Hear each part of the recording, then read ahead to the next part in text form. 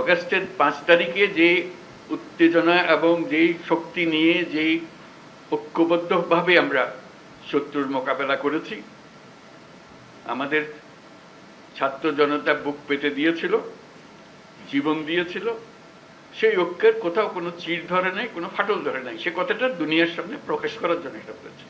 আমরা কোনো দুর্বলতার থেকে এখানে আসি নাই। এই 5ই আগস্ট থেকে আমরা যাত্রা করেছিলাম স্বৈরাচারী সরকারকে বিদায় দিয়ে। সেই জাতি এখনো সেই সজাগ আছে, সে মজবুত আছে। সে মজবুত জিনিসটা দুনিয়ার সামনে তুলে ধরা। তারা যেন মনে করছে যে এর বোধহয় ঠান্ডা হয়ে গেছে। ওটা ঠান্ডা আমরা হই নাই। আমরা সেই সতেজ।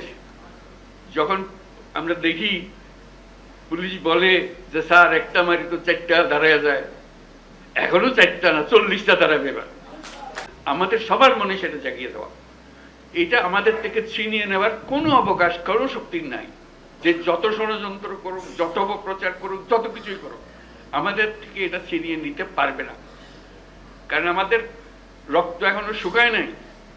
আমাদের দেয়ালে দেয়ালে যে লেখাগুলো আছে আসা যাওয়ার পথে রোজ পড়েন, সেগুলো মুছে যায় না এখনো, দগ দগ করছে এগুলো এখনো। সেটা আমাদের